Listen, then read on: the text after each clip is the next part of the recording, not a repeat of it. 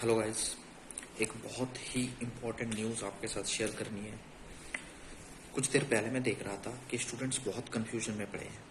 Confusion किस बात की कि एजेंसी बैंक क्या है, एजेंसी बैंक कौन कौन से हैं और वो कौन से बैंक है जिनके नाम हमारे सामने कुछ दिनों से आ रहा है कि इनडायरेक्ट और डायरेक्ट ये दोनों टैक्स कलेक्ट करने वाले बैंक।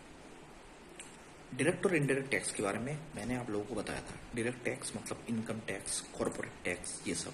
इनडायरेक्ट टैक्स मतलब जीएसटी, ये सब। तो एजेंसी बैंक का क्या काम है? एजेंसी बैंक डायरेक्ट और इनडायरेक्ट टैक्स कलेक्ट नहीं कर सकता क्या? तो इसका जवाब है,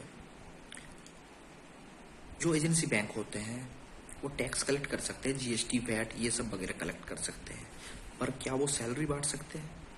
तो हाँ, बिल्कुल बांट सकते हैं। सैलरी भी पेमेंट कर सकते हैं। बट क्या जो स्पेशली डायरेक्ट और इनडायरेक्ट टैक्स कलेक्ट करने के लिए जो बैंक्स की नाम हमारे सामने बार बार आ रहे हैं, क्या वो भी सैलरी बांट सकते हैं, सैलरी पेमेंट कर सकते हैं? तो जी नहीं।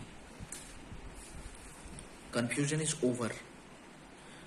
लिस्ट बता देता हूँ, इन लिस्ट को आपको याद रखने हैं।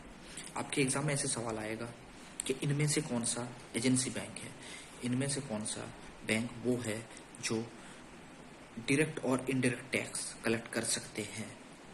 4-5 बैंकों के नाम रहेगा, जो सही होगा वो आपका आंसर होगा। तो ध्यान दीजिएगा, मैं लिस्ट बता रहा हूँ। पहले बताऊंगा एजेंसी बैंक के लिस्ट, कंफ्यूजन बिल्कुल नहीं। एजेंसी बैंक के लिस्ट में बता रहा हूँ full. Karnataka bank, RBL bank, south Indian bank, IndusInd bank, DCB, Dhanlaxmi bank and the latest of today, बंधन बैंक।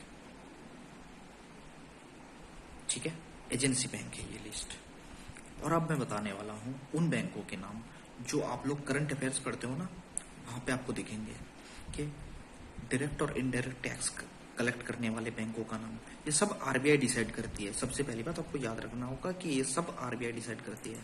तो डायरेक्ट और इनडायरेक्ट टैक्स ग्रहण करने वाले बैंकों का नाम है कोटक महिंद्रा बैंक। ये पहला बैंक था, ये याद रखिएगा कि अलग से सवाल पूछ सकता है कि पहला बैंक कौन सा था जो डायरेक्ट और इनडायरेक्ट टैक्स कलेक्ट करने की अनुमति जिसे मिली आरबीआई से। कोटक महिंद्रा बैंक। उसके बाद फेडरल बैंक, इंडसइंड बैंक, करूड़ वैश्य बैंक। ये 4 बैंक अभी तक सामने आई है।